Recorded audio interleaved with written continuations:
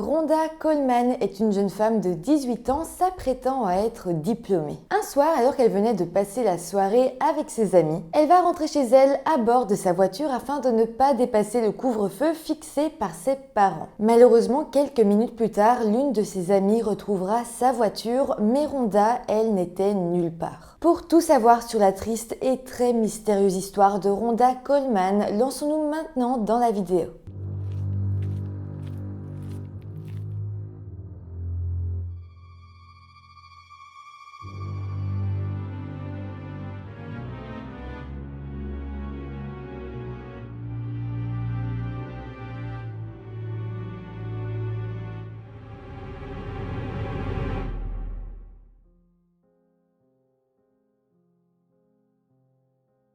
Hello tout le monde, j'espère que vous allez bien. Je vous reviens aujourd'hui avec une histoire de disparition irrésolue. Cette histoire, elle m'a beaucoup touchée, surtout que j'ai pu faire le lien avec d'autres histoires dont j'ai parlé dans d'autres vidéos.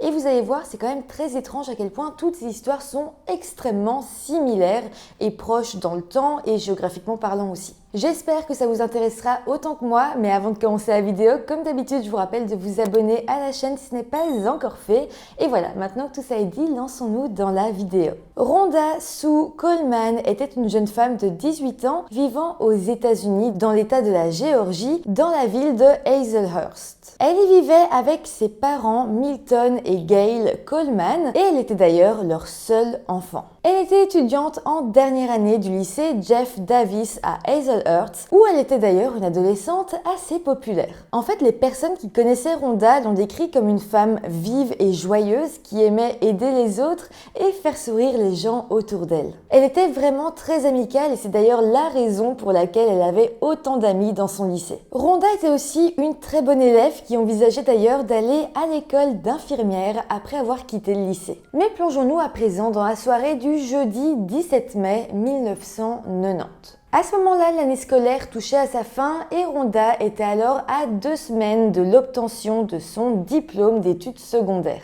Cette soirée-là, Rhonda avait alors rejoint des amis dans la maison de l'un d'eux et tous ensemble devaient en fait décorer la maison en prévision de la fête qu'ils allaient organiser pour la remise des diplômes. Ils installaient alors des bannières, des banderoles un peu partout dans la maison, ce qui leur a pris quand même un bon moment. Une fois leur travail terminé, Rhonda et ses amis ont alors décidé de se rendre dans un petit magasin dépanneur à proximité pour y acheter quelques bricoles. Mais une fois sur place, Rhonda va réaliser qu'il était déjà plus de 22 heures et que ses parents lui avaient laissé 22h30 comme couvre-feu. Donc autrement dit, elle devait vraiment se dépêcher pour rentrer à temps chez elle. Rhonda a alors dit au revoir à ses amis, mais elle a précisé qu'elle s'arrêterait sûrement au drive-in d'un fast-food qui s'appelle Hardee's, qui se trouvait justement sur le chemin. Elle est ensuite repartie à bord de sa voiture, une Chevrolet Cavalier, qu'elle avait justement garée sur le parking du dépanneur où elle était. Le problème est qu'après ça, plus personne ne reverra Rhonda et elle ne rentrera jamais chez elle, bien qu'elle n'avait que 10 petits kilomètres à rouler pour arriver jusque chez elle. Quelques minutes plus tard, une amie de Rhonda qui s'appelle Layla Miller Marshall, qui n'avait d'ailleurs pas pu aider ses amis à installer toutes les banderoles ce soir-là parce qu'elle travaillait,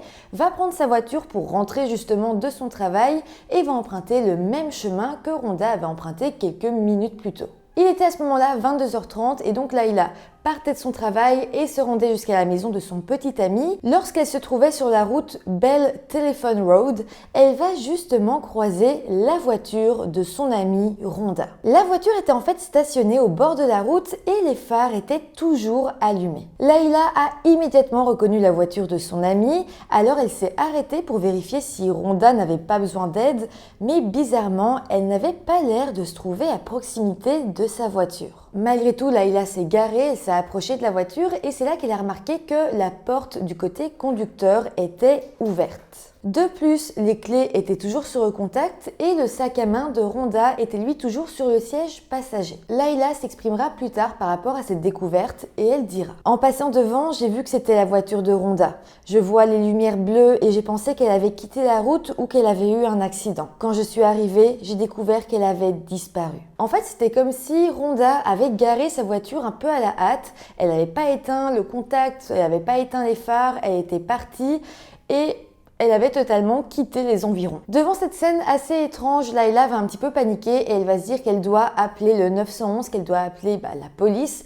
Donc elle va rouler jusqu'à la maison de son petit ami afin d'emprunter son téléphone fixe. Une fois l'appel au 911 passé, elle et son copain vont retourner jusqu'à la voiture de Rhonda pour y attendre des policiers, mais au bout de 30 minutes à peu près, ne les voyant pas arriver, ils sont retournés jusqu'à la maison du petit ami pour passer un second appel. Encore une fois, Layla et son copain sont retournés près de la voiture de Rhonda et c'est seulement à 23h40, donc 1 heure après le premier appel, que les autorités sont arrivées sur les lieux. Du côté des parents de Rhonda, ils s'étaient en fait assoupis en attendant le retour de leur fille à la maison. Mais finalement, ils se sont réveillés vers 23h30 et c'est là qu'ils vont alors constater que Rhonda n'était pas encore rentrée. Là, clairement, ils sont immédiatement inquiétés parce que Rhonda n'était pas du tout le genre de fille à briser les couvre-feux. Surtout que normalement, ses parents ne lui mettaient pas un couvre-feu de 22h30, mais plutôt des couvre-feux de 20h, 21h. Là, c'était vraiment exceptionnel. Rhonda était très heureuse d'avoir eu la permission de sortir avec ses amis un peu plus tard que d'habitude.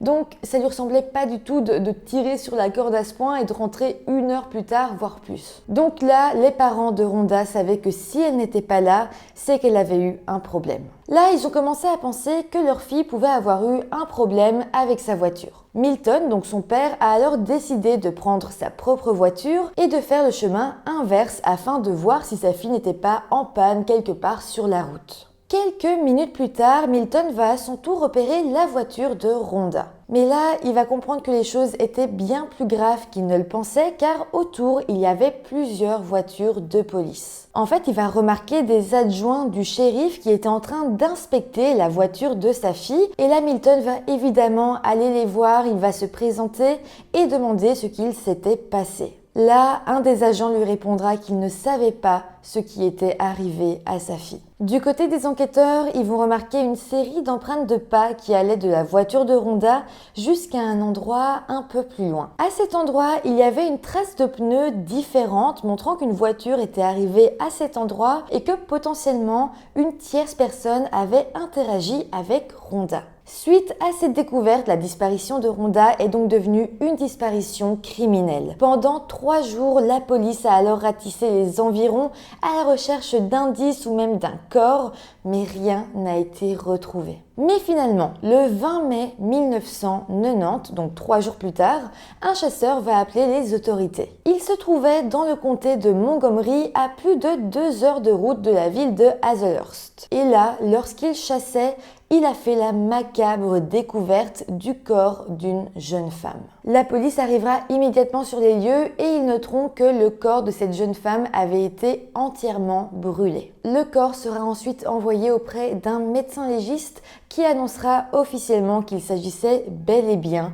de Rhonda Coleman. De plus, le légiste dira que le décès était un homicide, mais qu'en raison du nombre de brûlures extrêmes sur le corps de Rhonda, il était impossible de déterminer clairement la cause du décès. En tout cas, suite à ça, une enquête pour homicide sera lancée et la police organisera un grand appel à témoins afin d'essayer d'avoir le plus de témoignages possible, le plus de petits indices qui pourraient leur permettre d'avancer dans l'enquête, mais personne ne viendra témoigner. L'enquête s'avérera alors être extrêmement difficile parce que l'assassin n'avait laissé quasiment, pour ne pas dire, aucun indice derrière lui. En fait, hormis les empreintes de pas et les traces distinctes de pneus de voiture, la police n'avait rien. La police a alors interrogé quasiment la totalité des proches et connaissances de Rhonda, mais aucun d'eux paraissait vraiment suspect et aucun d'eux non plus désignera un suspect possible et en plus, ils avaient tous des alibis assez solides. Les jours et les mois sont alors passés sans que les autorités n'aient pu retrouver un véritable suspect.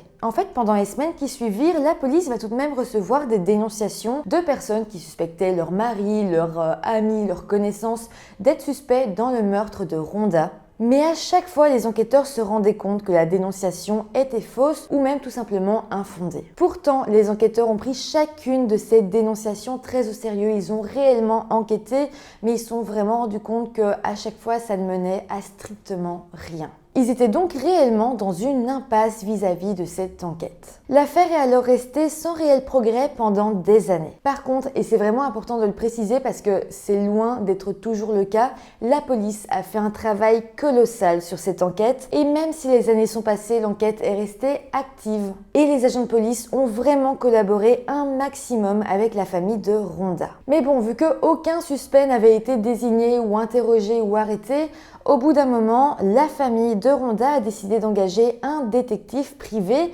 qui serait donc moins tenu par toutes les procédures auxquelles les enquêteurs de la police devaient se tenir.